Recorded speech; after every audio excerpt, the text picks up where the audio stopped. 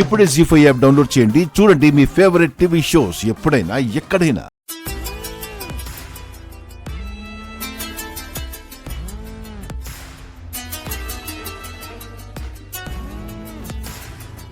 ఎవరు? అవ్వని. ఈ సమయంలో నీకెందుకు చేసింది? స్పీకర్ ఆన్ చేసి మాట్లాడు. ఏంటవని ఈ సమయంలో నాకు ఫోన్ చేసా? శ్రీకర్ బావ ఆఫీస్ నుంచి ఇంటికొచ్చాడా?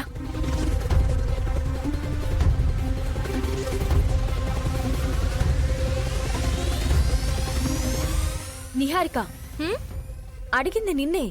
నువ్వింట్లో లేనప్పుడు తను మాత్రం ఎందుకొస్తాడు? శ్రీకర్ ఇంకా రాలేదు.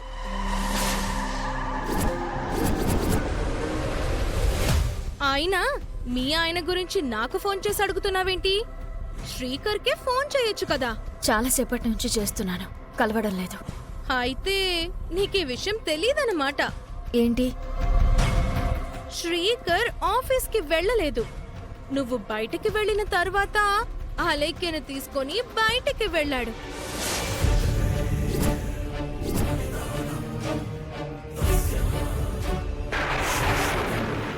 అలేఖ్య రాలేదు, శ్రీకరు రాలేదు. ఎక్కడున్నారో, ఏం చేస్తున్నారో? అసలే బయట వాతావరణం కూడా బాలేదు. వర్షం కూడా పడుతుంది. ఇంటికి వస్తారో రారో?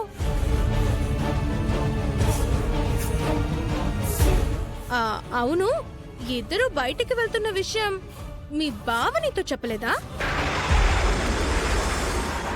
అయితే శ్రీకర్ నీ దగ్గర కొన్ని విషయాలని దాస్తున్నాడన్నమాట. మా భర్తల గురించి నోటికెంతొస్తే అంత మాట్లాడడం కాదు. ముందు నీ భర్త గురించి నువ్వు చూసుకో. నా భర్త రాముడు, దేవుడు అని అంటావు కదా. మరి నీ రాముడి రోజు ఏం చేస్తున్నాడో ఏంటో? అలెక్యకి ఏదో పనుండి బావని బయటికి తీసుకువెళ్ళమనుంటుంది. వర్షం తగ్గగానే వచ్చేస్తారులే. మీరు అనవసరంగా ఏదేదో ఊహించుకోకండి.